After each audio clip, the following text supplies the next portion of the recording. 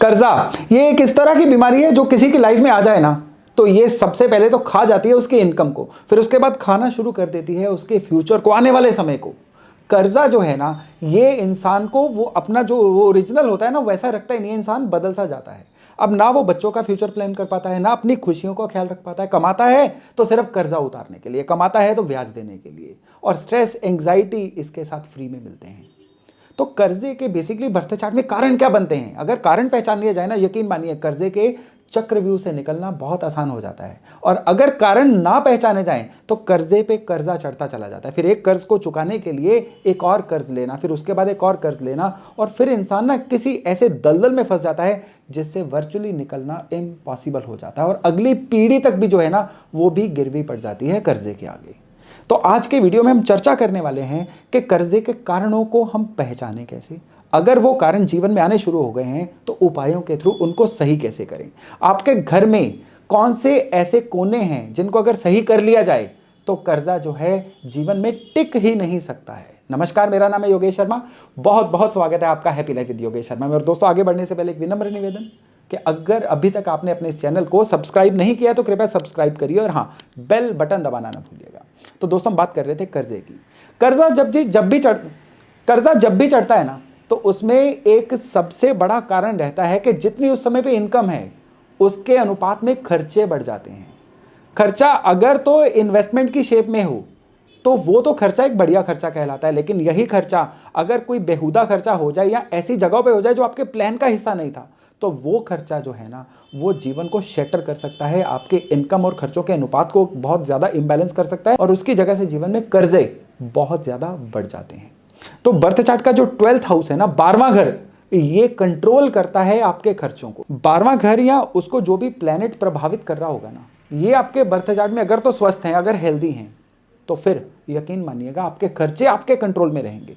कभी भी जीवन में ऐसा खर्चा नहीं रहेगा जो आपके प्लान का हिस्सा ना हो। लेकिन यही अगर चीज़ें गड़बड़ा जाए ना तो फिर आपको पता भी नहीं चलेगा कहाँ आपके पैसे फंस गए, कहाँ आपका खर्चा एकदम से ऐसा आ गया एक्सीडेंट या किसी अचानक खर्चे के रूप में जो आपके प्लान का हिस्सा ही नहीं था, और उसकी वजह से जीवन में एक बार कर्जे की एंट्री हो गई तो फिर ये एक ऐसा मेहमान बन जाता है जो कभी ना जाने के लिए आपके जीवन में आता है। अब अगर बात चली है ना 12th हाउस की, तो 12th हाउस को सही रखने के लिए आपको सबसे पहले तो इससे जुड़ी हुई एनर्जीज, ऊर्जाओं को पहचानना होगा। राहु 12वें घर से जुड़ी हुई सबसे बड़ी ऊर्जा है, उसके बाद हैं बृहस्पति और फिर हैं शुक्र। अगर गुरु, राहु, शुक्र, ये तीनों ग्रह आप पहचान ले आपके बर्थ चार्ट में कैसा बिहेव कर रहे हैं, तो फिर आप अपने जीवन में होने वाले अचानक खर्चों को बहुत अच्छे से रोक सकते हैं। इसी वीडियो में मैं आगे चल के आपको और भी एक चीज़ बताऊंगा कि आपने 12वें घर को सही से कंट्रोल कैसे रखना है, खर्चों को कंट्रोल कैसे रखना है। लेकिन उससे पहले आपको कुछ बहुत महत्वपूर्ण सूत्र जो हैं वो जानने होंगे। सबसे पहला कि जो आपके राहु हैं इसको सही कैसे रखा जाए, क्योंकि अचानक खर्चा, अचानक पैसे का लॉस ये गुरु नहीं करवाते हैं, ये शुक्र नहीं करवाते हैं, ये राहु करवाते हैं। शुक्र जब भी खर्चे देगा वो इन्वेस्टमेंट वाले खर्चे देगा। किस तरह से? आपने घर में रिकंस्ट्रक्शन के लिए खर्चा कर लिया, घर को बनाने पे खर्चा कर लिया, इंटीरियर डेकोरेशन पे अच्छा खर्चा कर लिया, आपने घर के लिए कोई ज्वेलरी ले आए, कुछ अच्छा ले आए, ये शुक्र के खर्चे हैं। ये खर्चे वो खर्चे हैं जो इंसान मांगता है ईश्वर से कि हमें इतना धन दो कि ये वाले खर्चे हम कर सकें। तो ये खर्चे लॉसेस की श्रेणी में नहीं आते। कहीं किसी प्रॉपर्टी का कोई लॉस हो गया, आपका पैसा कहीं अटक गया, कोई आपका पैसा लेके भाग गया, या आपको अचानक से एक्सीडेंट या किसी और शेप में पैसे का ऐसा लॉस हुआ जो कभी रिकवरेबल ही नहीं है, ये लॉसेस जो है ना ये राहु के लॉसेस हैं। राहु के लॉसेस कर्जा बढ़ाते हैं, और राहु के लॉसेस जो है ना इनको जीवन में पहचानने के लिए आपको सबसे पहले चेक करना होगा कि राहु आपके जीवन में बिहेव किस तरह से कर रहे हैं। और उसके लिए आपके घर के वास्तु से अच्छा कोई आपको मीटर ही नहीं है जिससे आप जान सको कि आपके राहु अच्छे हैं या बुरे हैं। आपका 12th हाउस जो है ना आपके घर में साउथ ईस्ट कोना है, और आपका 12th हाउस आपके घर की छत भी है। अगर आपके घर का जो साउथ ईस्ट कोना है ना, दक्षिण पूर्व यानी अग्निकोण, अगर इस कोने में टॉयलेट है, टॉयलेट ऑलरेडी राहु का सिंबल होता है, तो आप समझ जाइएगा कि अब ये राहु जो हैं बैडली एक्टिवेट हो रहे हैं। अब ये धन का जुड़ाव नहीं होने देंगे और कर्जों को जीवन से जाने नहीं देंगे। आपका 12th हाउस जो है ना, यहां पे राहु के और होने के सिम्टम्स किस तरह के होते हैं? अगर आपके साउथ ईस्ट एरिया में क्लटर बहुत ज्यादा हो, आपके साउथ ईस्ट एरिया में किसी भी तरह से आपने कुछ ऐसी स्टोरेज या कोई ऐसा कमरा दे रखा हो जिसमें हमेशा कुछ ऐसा सामान पड़ा रहता हो जिसको बहुत मूव नहीं किया जाता है, एक ही जगह पे वो पड़ा हुआ है सालों साल उसी जगह पे वो सामान रखे हुए हैं, तो ये राहु के उस एरिया में बैड होने की निशानी है। तो अगर आपके जीवन में कर्जे आ रहे हैं या खर्चे ज़्यादा बढ़ रहे हैं ना, तो आपको सबसे पहले साउथ ईस्ट में अरेंजमेंट कुछ इस तरह से करना होगा कि आपके उस एरिया में कोई भी सैचुरेटेड सामान ना हो, यानी वहाँ पे आपने कोई ऐसी सीजनल स्टोरेज भी नहीं रखनी है जैसे कि हम रजाइयाँ कंबल 6-6 महीने के लिए उस एरिया में रख दें, ये नहीं करना है। आपको यहाँ से जो स्टोरेज है वो शिफ्ट करना होगा। साउथ ईस्ट कोने में टॉयलेट और लंबी चलने वाली स्टोरेज आपके राहु को खराब करेंगी और आपके खर्चों को बढ़ाएंगी। इसके अलावा घर की छत पे, मैं बार बार अपने कई वीडियोस में बोल चुका हूं कि कबाड़ नहीं रखना है, किसी भी तरह का कोई भी ऐसा सामान जो बचा हुआ सामान हो कंस्ट्रक्शन का, पेंट, लकड़ियां, ईंटें, रोड़ी, बजरी, कुछ भी ऐसा छत पे बिल्कुल मत रखिए। ऐसा करना भी जो है आपके बैड राहु को आपके लिए एक्टिवेट करेगा। ये तो निशानियां होती हैं, इसके बाद जो खर्चे बढ़ेंगे और उन खर्चों से जो कर्जा आएगा वो इसका अल्टीमेट रिजल्ट रहेगा। अब साउथ ईस्ट कोने में आपने राहु को तो कंट्रोल कर लिया, अब जुपिटर और शुक्र यहाँ पे नॉर्मली अच्छे रिजल्ट देते हुए देखे गए हैं। अब शुक्र जो है वो आपका बेड है, अपने बेड को साफ सुथरा रखिए। आपके बेड पे कोशिश करिए, अगर साउथ ईस्ट कोने में आपका बेड है तो बेड पे नीला रंग जो है उसको अवॉइड करिएगा, क्योंकि नीला रंग भी जो है राहु का रंग होता है। इसके अलावा अगर आपका बेड कहीं पे भी है ना, तो भी वो आपके 12th हाउस से जुड़ा हुआ ही है। तो बेड पे अगर आपके जीवन में खर्चे ज्यादा हो रहे हैं, कर्जे का हमेशा डर सता रहा है, तो नीली बेडशीट को यूज करना भी बंद कर दीजिए, ये भी आपके लिए बहुत फेवरेबल नहीं रहेगा।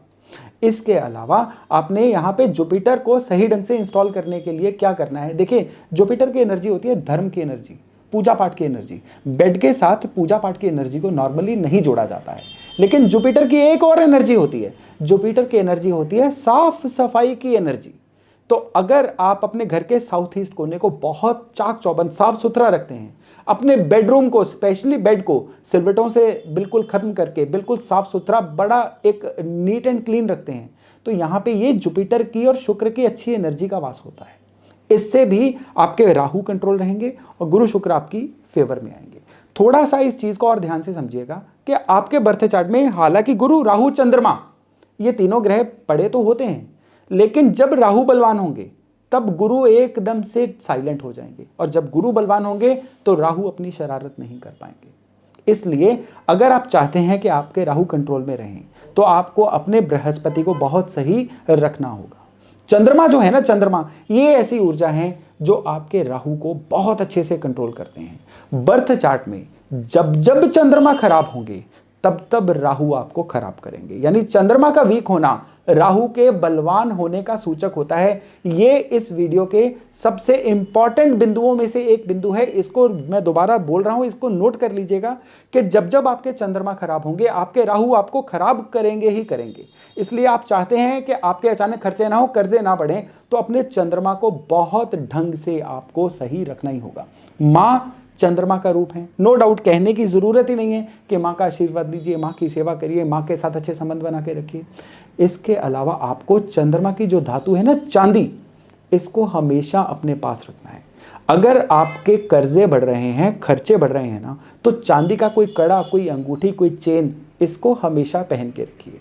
मंगल एक ऐसी ऊर्जा है जो राहु को कंट्रोल करते हैं। अगर राहु को हाथी बोला गया, मंगल को उसका महावत यानी कंट्रोलर बोला गया है। हर स्क्वायर चीज जो है ये मंगल का रूप होती है। तो आपको क्या करना है, चांदी का एक स्क्वायर टुकड़ा ये चांदी की चेन में गले में पहन के रखिए। बिलीव करिए, ये इतनी देखने में सरल रेमेडी, पर ये रेमेडी आपके राहु को इस हद तक कंट्रोल करेगी कि राहु के अच्छे अच्छे रिजल्ट तो आपके पास रुक जाएंगे, लेकिन बुरे रिजल्ट आप तक कभी नहीं पहुंचेंगे।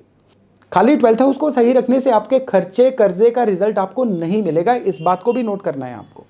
इसके बिल्कुल 180 डिग्री उल्टे जो आपकी कुंडली का छठा घर है ना, ये और 12वां घर एक दूसरे से सीधी लाइन में जुड़े हुए हैं।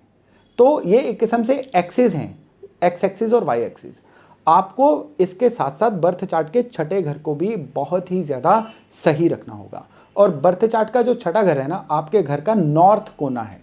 नॉर्थ कोना और साउथ ईस्ट कोना ये आपके घर में अगर सही रह गए तो आपके बर्थ चार्ट में भी छठा और 12वां घर जो है अपने आप बैलेंस हो जाएंगे। छठे घर में हरियाली लगाइए। हरियाली वहाँ का एक नेचुरल वो है कारक है। तो आपको छठे घर में कोई बैम्बू प्लांट, कोई हरे भरे पौधे रखने चाहिए। मनी प्लांट अवॉइड करिए, चौड़े पत्तों वाले पौधे अवॉइड करिए, क्योंकि छठे घर में अगर आप, यानी घर के नॉर्थ में अगर आप चौड़े पत्तों वाले पौधे रखते हो तो ये उस जगह की ऊर्जा को ज़्यादातर इम्बैलेंस कर देता है। तो आपको घर के नॉर्थ में हरियाली रखनी है। हो सके तो घर के नॉर्थ में कुबेर जो है उनको स्थापित करिए। उनकी पूजा चाहे मत करिए, लेकिन कुबेर का कोई आइडल, कोई उनकी फोटो जो है घर के नॉर्थ में स्थापित कर दीजिए। इससे क्या हो रहा है कि एक तरफ से आपके जीवन में धन की आमद काफी बढ़ रही है, क्योंकि छठा घर क्या है, ये है गेटवे आपकी जिंदगी में इनकम के आने का, आपके जीवन में पैसे के आने का। जीवन में पैसा आता रहेगा और जीवन में खर्चे घटते रहेंगे, तो कर्जे की मजाल ही नहीं है कि आपके जीवन में टिक जाए। मैं आज आपको टेक्निकल सूत्र बता रहा हूं, इसमें आप जो काम कारोबार कर रहे हैं उसमें बढ़ोतरी जो है अपने आप होती जाएगी, अगर आप इन बेसिक चीज़ों का ध्यान रखेंगे। तो घर के नॉर्थ को और अपने घर के साउथ ईस्ट को, इसको आपने ढंग से बैलेंस रखना है। इससे फायदा क्या होगा कि आपके बर्थ चार्ट में छठा और 12वां घर ये अपने आप कंट्रोल में आएंगे। एक तरफ से लाइफ में इनकम बढ़ती चली जाएगी, खर्चे जो हैं कंट्रोल होते चले जाएंगे, और इसका नतीजा क्या होगा, आपके जीवन से कर्जे धीरे धीरे डाइल्यूट होते चले जाएंगे। तो दोस्तों, ये है एक मेरा छोटा सा प्रयास आपको बताने का कि किस तरह से हम अपने जीवन में खर्चे कंट्रोल करके, इनकम को बढ़ा के अपने जीवन में कर्जों के दलदल से मुक्त हो सकते हैं। बहुत जल्द मैं एक और इन्फॉर्मेशन आपके लिए लेके आऊँगा, जिसमें मैं आपको बताऊँगा कि अपने जीवन में पैसे को संभाल के रखना, वेल्थ को मैनेज करना, उसके लिए आप कौन कौन से बिंदुओं को पकड़ सकते हैं। तो आज का वीडियो यही तक था। बहुत जल्द मिलते हैं एक नए वीडियो, एक नए टॉपिक के साथ। अपना खूब ध्यान रखिएगा। नमस्कार।